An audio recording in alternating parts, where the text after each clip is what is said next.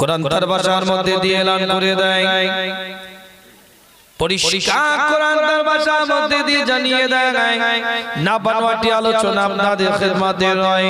আল্লাহ পাক কোরআনের মধ্যে এলান করছে, হাল আতা, আল্লাহ পাক কোরআনের মধ্যে এলান করে দিচ্ছে, হাল আতা আলাল ইনসানু হিনুম মিনাদ দাহরি লাম ইয়াকুন শাইয়্যান মাযকুরা। আল্লাহ পাক জানিয়ে দেয় তোমাদের যখন কোনো অস্তিত্বই ছিল না, আমি আল্লাহ তোমাদেরকে অস্তিত্ব দিয়ে দুনিয়ার মধ্যে পাঠিয়েছি। কোরআন তার ভাষার মধ্যে এলান করে দেয়। কোরআন শরীফ 102 নম্বর সূরা, সূরাতুত তাকাসুর 1 নম্বর আয়াত আল্লাহ এলান করছে, পরিষ্কার কোরআন তার ভাষার মধ্যে এলান করছে। আল্লাহ পাক জানিয়ে দিচ্ছে বান্দাদেরকে, আল্লাহ পাক তার কোরআনের ভাষা দিয়ে এলান করে দিচ্ছে যে পৃথিবীর মধ্যে মানব জাতকে আমি আল্লাহ দুনিয়াতে যে পাঠিয়েছি তাদের কর্মকাণ্ডটা কেমন হবে, তাদের অ্যাক্টিভিটিসটা কেমন হবে, তাদের চিন্তাধারাটা কেমন হবে। কোরআন সূরাতুল মুলক 67 নম্বর সূরা 2 নম্বর আয়াতে আল্লাহ এলান করে দিয়েছে, পরিষ্কার তার ভাষার মধ্যে দিয়ে আল্লাহ পাক জানিয়ে দিচ্ছে পৃথিবীর মধ্যে আল্লাহ পাক মানব জাতকে পাঠিয়েছে, দুনিয়ার মধ্যে মানব জাতটাকে আল্লাহ পাঠিয়েছে।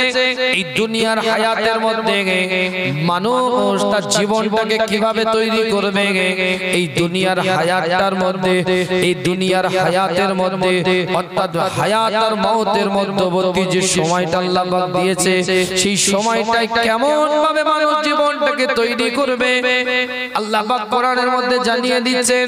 তার জীবনের চরিত্রটা এই রকম হবে যেন সে পরীক্ষার সেন্টারের মধ্যে বসে আছে।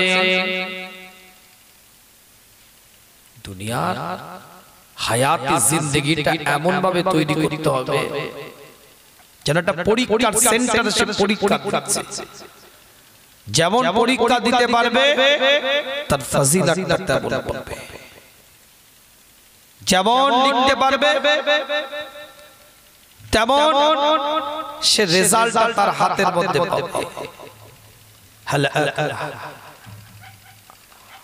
আলহাকুমুত তাকাসুর, কোরআন বলছে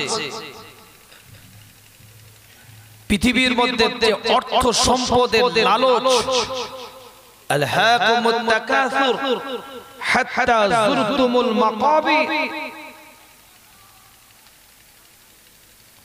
হাত্তা যুরতুমুল মাকাবির, অর্থ সামগ্রিক যে লালসা, যে অর্থের যে লোভ, এটা মানুষকে এমন ভাবে গ্রাস করে নেয় কবর পর্যন্ত না যাওয়া পর্যন্ত সে নিজের জীবনটাকে দুনিয়ায় বুঝতে পারে না। দুনিয়ার মোহ যদি তার মধ্যে চলে আসে, কবরে গিয়ে যখন মিনহা খালাকনাকুম ওয়া ফিহা নুঈদুকুম ওয়া মিনহা নুখরিজুকুম তারাতান উখরা, তখন খেয়াল করবে আলহাকুমুত তাকাসুর হাত্তা যুরতুমুল মাকাবির। কোরআন তার ভাষার মধ্যে এলান করছে, কাল্লা সাওফা তা'লামুন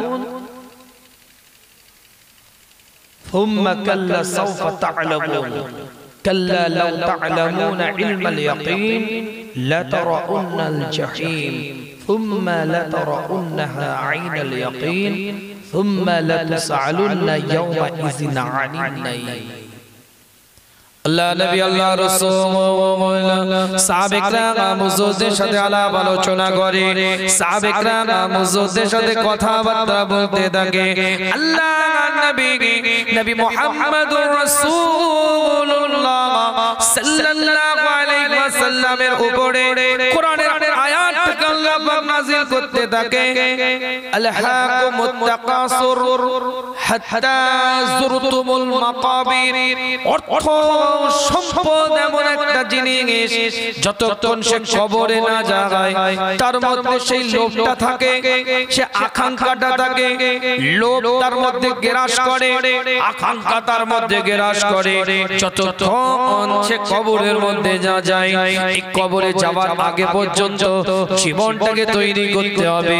এই কবর জায়গাটা খুব কঠিন জায়গা।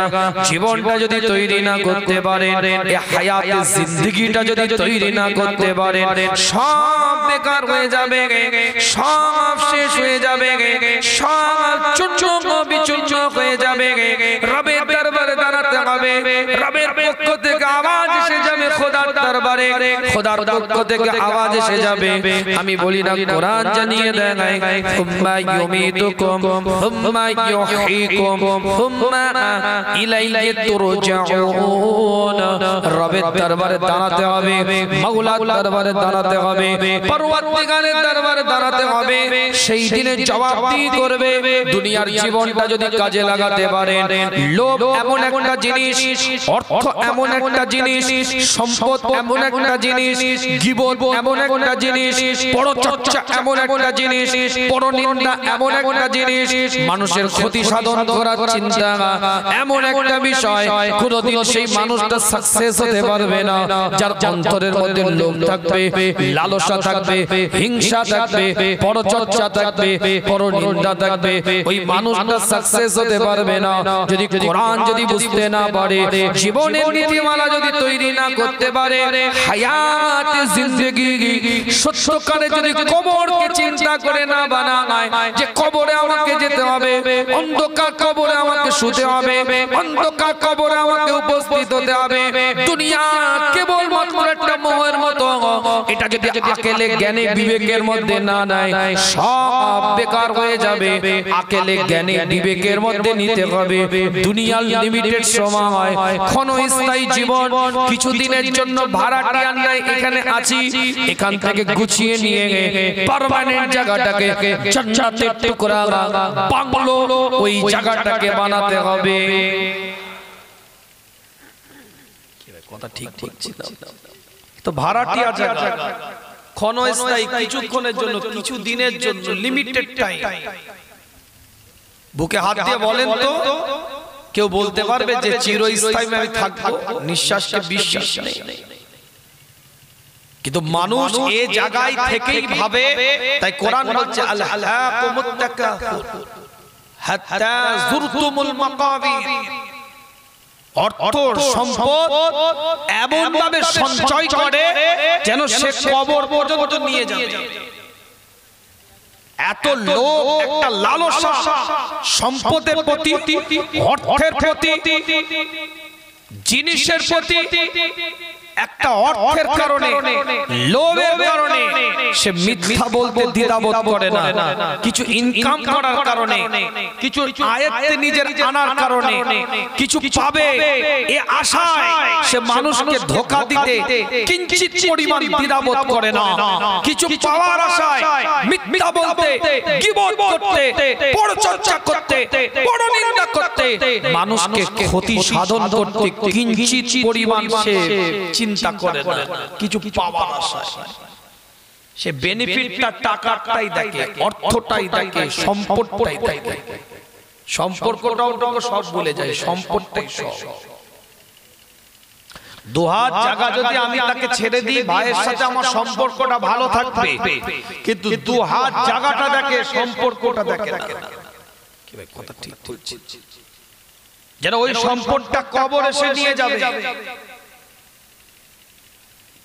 কোন জায়গায় যদি কম্প্রোমাইজ করি, নিজেকে ত্যাগ করি, স্যাক্রিফাইস করি, গুটিয়ে রাখি, আত্মীয়তার সম্পর্কটা রয়ে যাবে, পারিবারিক সম্পর্কটা রয়ে যাবে, প্রতিবেশীর সাথে সম্পর্কটা রয়ে যাবে।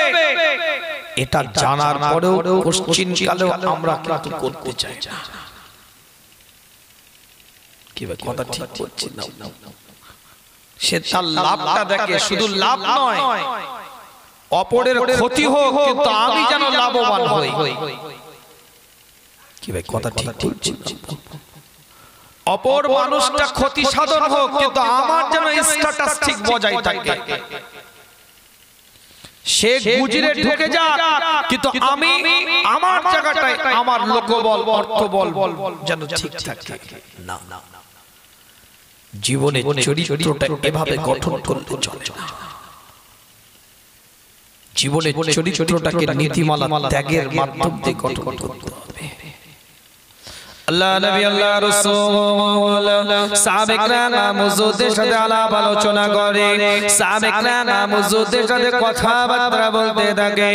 আল্লাহ নবী আল্লাহ রাসূল এলান করে দেয়, আল্লাহ পাকের কোন বান্দা, আল্লাহ পাকের কোন বান্দি আমি নবী আমার সাথে যদি মসজিদে নববীর মধ্যে কেউ 1 মাস ইতিকাফ করে, আমি রাসূল আমি মুস্তাফা আমার সাথে যদি মসজিদে নববীর মধ্যে 1 মাস ইতিকাফ করে, আল্লাহ সেই বান্দাটাকে যে সওয়াবটা দিবে, যে নিয়ামতটা দিবে, যে মর্যাদাটা দিবে, তার থেকেও বেশি সওয়াব দিবে যদি কোন মানুষ অপরের উপকার করার জন্য একটা কদম আগিয়ে দেয়।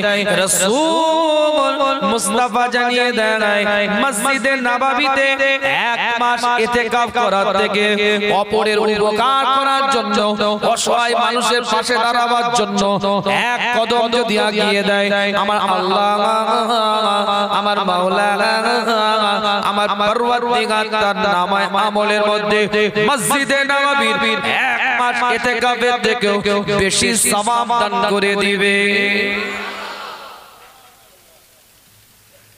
কথা বুঝতে পেরেছে?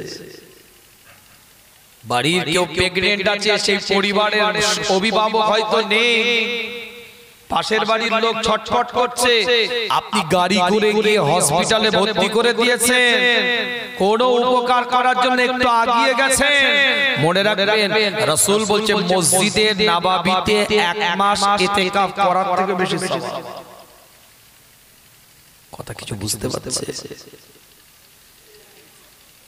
কোরআন জানিয়ে দিয়েছে, একটা দলিল দ্বারা প্রমাণিত। খুব সংক্ষেপে বলছি আপনাদের, যে মানব জাত করে আল্লাহ পাক তৈরি করেছে।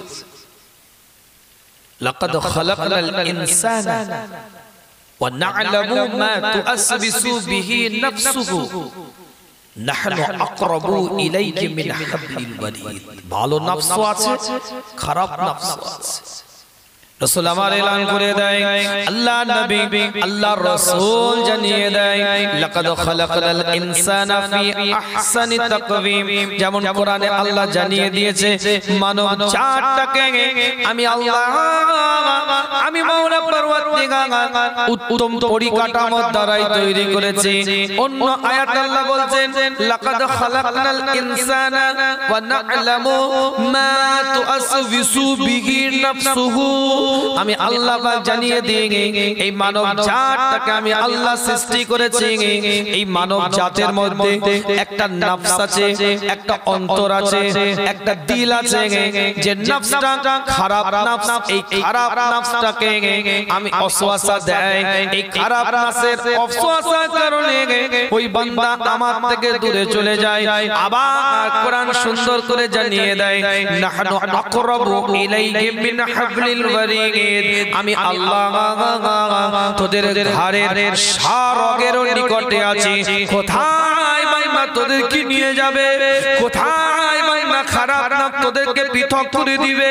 সাময়িক পৃথক করলেও যদি তুবু ইলাল্লাহ তাওবাতান নাসুহা, তওবা করে যদি ফিরে আসতে পারি, আমি আল্লাহ তোদের জীবনের মোড়টাকে ঘুরিয়ে দেব। একটা বান্দার ঘাড়ের শাড়ের রগের থেকেও আমি আল্লাহ বেশি নিকটে দাঁড়িয়ে আছি। এতগুলো আয়াতের দ্বারা কি বোঝাতে চাইছি? সূরাতুত তাকাসুর কোরআন শরীফের 102 নম্বর সূরা, 8টা আয়াত তেলাওয়াত করেছি। একটা একটা করে পয়েন্টে যাব, আনুষঙ্গিক একটু বোঝানোর জন্য এতগুলো কথা বললাম। কি বোঝাতে চাইছি আপনাদেরকে? যে জীবন এই দুনিয়ার হায়াতটাকে কাজে লাগাতে হবে, অন্ধকার কবরকে সলিড জায়গায় পৌঁছে দিতে হবে। এখানে থেকে ওখানে কাজ করতে হবে। আমার কথা কিছু বুঝতে পারছেন? অনলাইন কাজ হয় না, হয় না? এখানে থেকে আপনি উড়িষ্যাতে কাজ করছেন, রাউরকেল্লাতে কাজ করছেন, এখানে থেকে দিল্লি বোম্বাই আপনি মেইনটেইন করছেন বিজনেস অনলাইন। ঘরে চলে এসেছেন 1 সপ্তাহ 10 দিনের জন্য, কিন্তু পার্মানেন্ট জায়গাটা ঠিক রাখতে হচ্ছে। ঠিক এটা সাময়িক জায়গা, এখানে থেকে কাজগুলো করতে হবে। নামাজ, রোজা, হজ, যাকাত, ইবাদত, বندگی, রিয়াজত, মুরাকাবা, মুশাহিদা, তাজকিয়া নফস এগুলো তো আছে, কিন্তু বান্দার হকটা আদায় করাটা একটা বড় নৈতিক ফরজ দায়িত্ব। বহু ফজিলত জড়িয়ে আছে। আল্লাহ নবী আল্লাহ রাসূলের উপরে কোরআনের আয়াত নাযিল হয়েছে। সূরাতুত তাকাসুর থেকে আলোচনা এক একটা দলিল দিচ্ছি আপনাদের খিদমতে।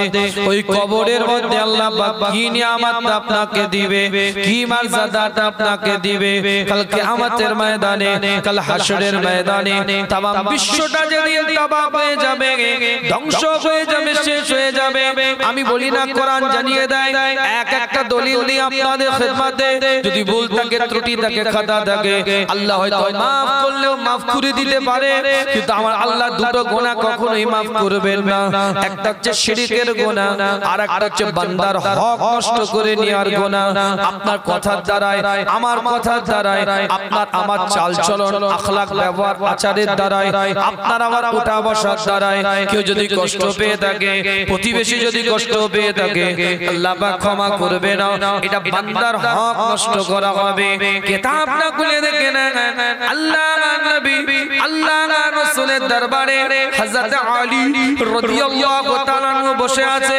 আল্লাহ নবী, আল্লাহ রাসূলের সাহাবা হযরত জামাতা হযরত আলী রাদিয়াল্লাহু তাআলা আনহুর দিকে লক্ষ্য করে প্রশ্ন করা হয়, আলী তোমার মুখটা এত কেন কষ্ট হচ্ছে, তোমার চোখ দিয়ে কেন পানির টোসাটা গড়িয়ে যাচ্ছে, তুমি কাঁদছো কেন, কি হয়েছে একটু আমাকে বলো।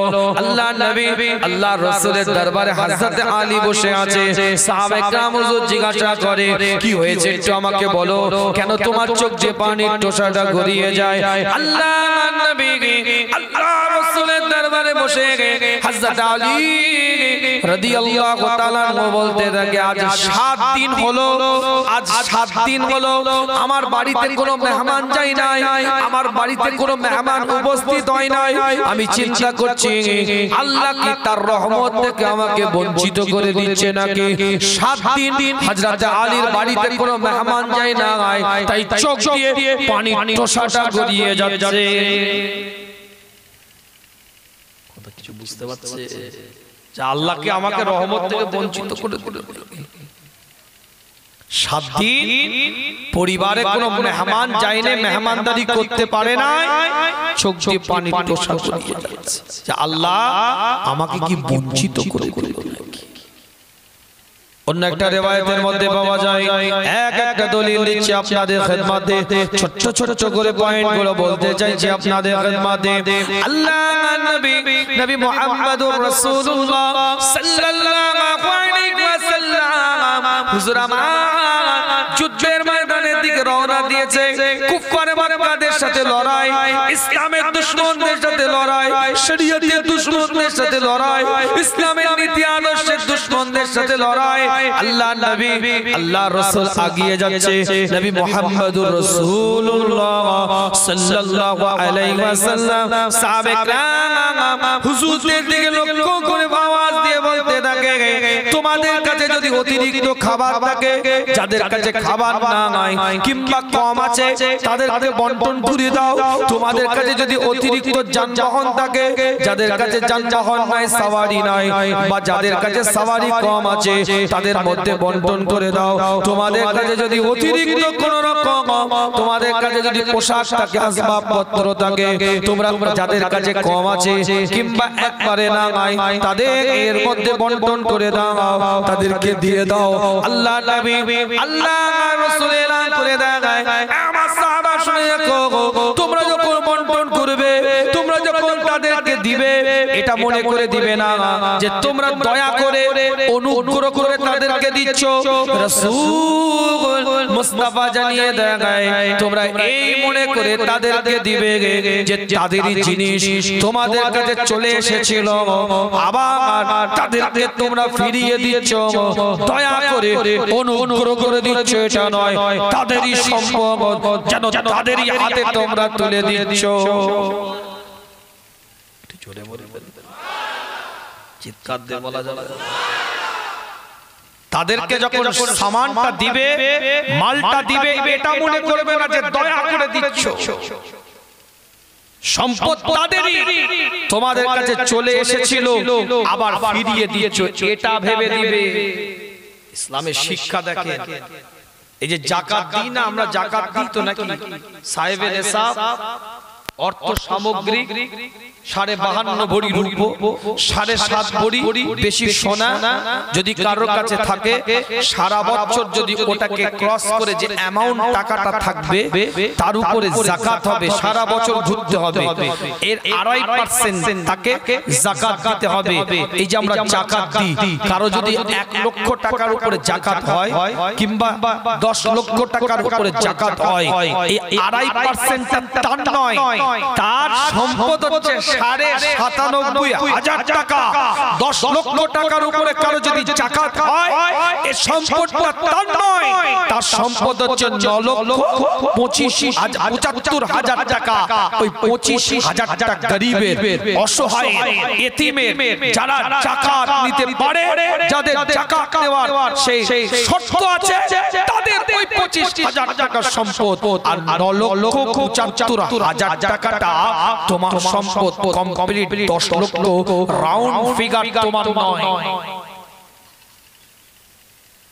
এবার তুমি যাকাতের গামছা দিচ্ছ, যাকাতের মশারি দিচ্ছ, যাকাতের লুঙ্গি দিচ্ছ, যাকাতের টাকা দিচ্ছ, সেলফি তোলার জন্য নয়। এই কথা বলেন না কেন? না আমি তো 10 লাখ টাকা যাকাত দিলাম, আমি ওই 1 লাখ টাকা যাকাত পাঠিয়ে দিলাম। তুমি দয়া করে দিচ্ছ না, তারা যে নিচ্ছে তোমার কাছ থেকে যাকাতটা, এটা তারা দয়া করছে, তুমি দয়া করনি কেন? ওটা তাদেরই সম্পদ, তোমার নয়। আমার কথাটা মনে বুঝতে পারেন না? সম্পদটা তো আপনার নয়, তার সম্পদ সে আপনার কাছে ছিল, নিয়ে গেল। সে গরিব, এতিম, অসহায়, দরিদ্র, বেওয়া যে যাকাত নিতে পারে, যার শর্তের মধ্যে যাকাত নিতে যায়, সে যে আপনার কাছ থেকে 1 লক্ষ টাকার যাকাত 2,500 টাকাটা নিয়ে গেল, কিংবা 10 লক্ষ টাকার যাকাত 25,000 টাকাটা নিয়ে গেল, সে নিয়ে গিয়ে দয়া করলো, তুমি দিয়ে তাকে দয়া করনি কেন? তার সম্পদ সে নিয়ে যাচ্ছে। আমার কথা মনে বুঝতে পারে। তাই রাসূল বললেন, দেখো আসবাব তাদের, সব তাদের, তোমাদের কাছে অতিরিক্ত চলে এসেছে, ফিরিয়ে দিয়েছো তোমরা। আল্লাহ নবী, আল্লাহ রাসূলের সাহাবা, নবী মুহাম্মদুর রাসূলুল্লাহ সাল্লাল্লাহু আলাইহি ওয়াসাল্লাম হাদিসটা রিওয়ায়াত করছে হযরত আবু মুসা আশআরী রাদিয়াল্লাহু তাআলা আনহু। না বানোয়াটি আলোচনা নয়, বুখারীর রিওয়ায়াত বলছি, না বানোয়াটি আলোচনা নয়, মুসলিমের রিওয়ায়াত বলছি, মুত্তাফাকুন আলাইহি।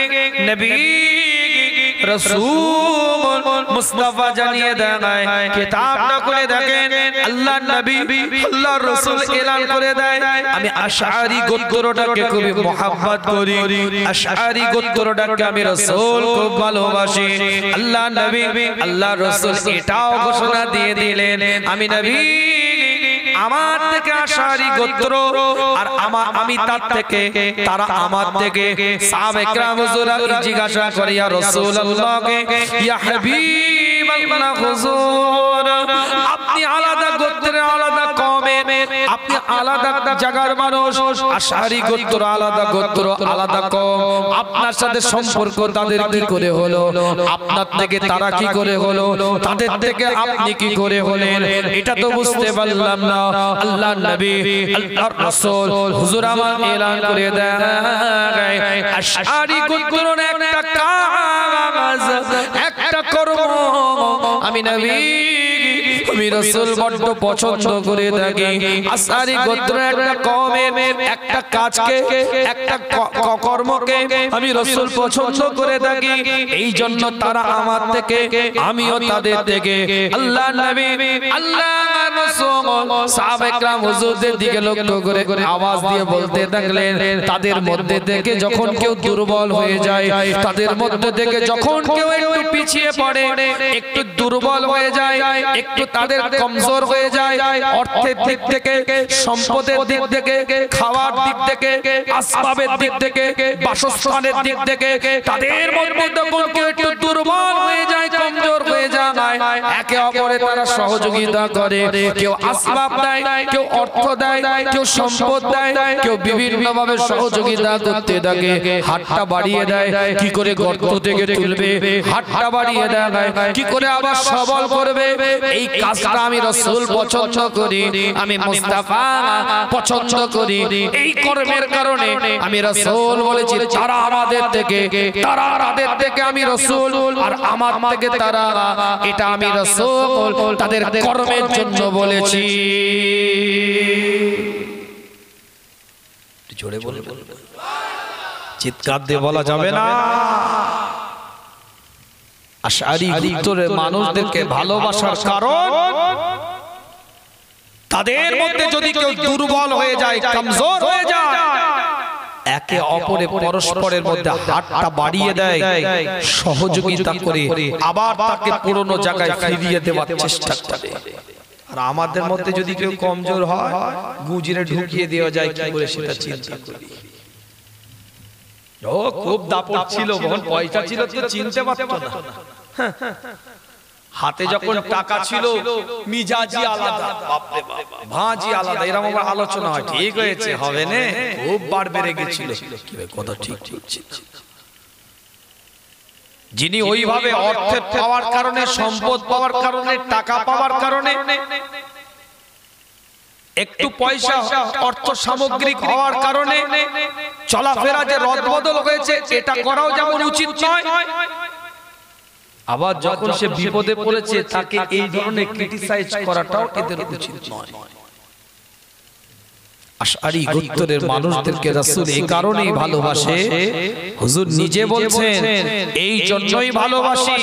তাদের মধ্যে কেউ বিপদে পড়ে গেলে হাতটা বাড়িয়ে দেয়, কেন তারা জানে আলহাকুমুত তাকাসুর হাত্তা যুরতুমুল মাকাবির, কবর পর্যন্ত টাকা পয়সা নিয়ে যাব না। পাপুর্যের লালসা তাদেরকে গ্রাস করেনি, তারা দান করে দিয়ে তার পাশে দাঁড়িয়েছে। আল্লাহ নবী আল্লাহ রাসূল যুদ্ধের ময়দান থেকে ফিরছে, এটাও বুখারী মুসলিমের রিওয়ায়াত।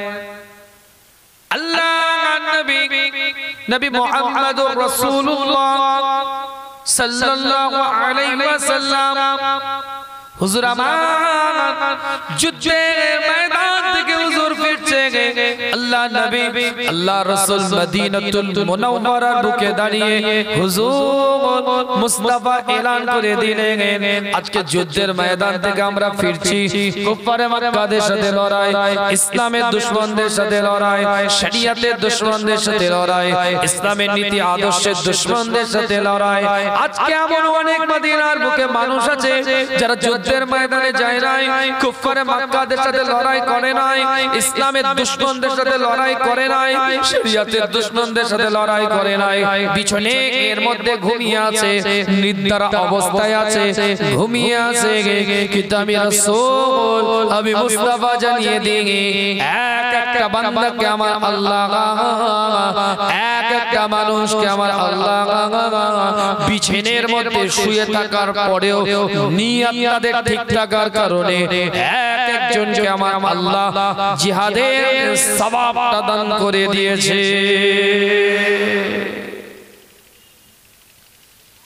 সাহাবায়ে কেরাম হুজুর আছে, ইয়া রাসূলুল্লাহ, ইয়া হাবিবাল্লাহ, হুজুর আমরা যুদ্ধ করলাম, লড়াই করলাম, ময়দানে জঙ্গে আমরা কষ্ট মেহনত করলাম, তারা ঘুমিয়ে ঘুমিয়ে কাটালো।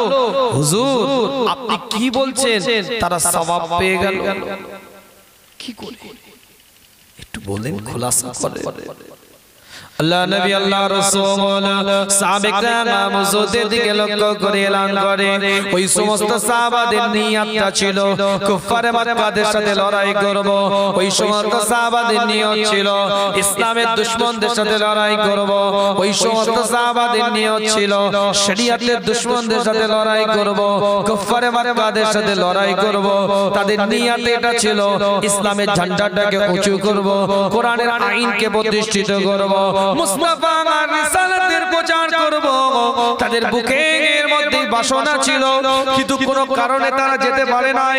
কোন একটা সমস্যায় পড়ে গিয়েছে, কোন একটা জরুরত হয়ে গিয়েছে, কোন একটা ওজর হয়ে গিয়েছে, কোন একটা ওজরের কারণে, জরুরতের কারণে, সিচুয়েশনের কারণে, পরিস্থিতির কারণে তারা যুদ্ধের ময়দানে যেতে পারে না। তাদের ধরটা মদিনাতে ছিল, তাদের ধরটা বিছানায় ছিল, কিন্তু তাদের অন্তরটা যুদ্ধের ময়দানে চলে গিয়েছিল। কলিজাটা তাদের ফেটে যাচ্ছিল। আমি নবী, আমি রাসূল, আমার সাথে একটু যুদ্ধের ময়দানে শরীক হবে।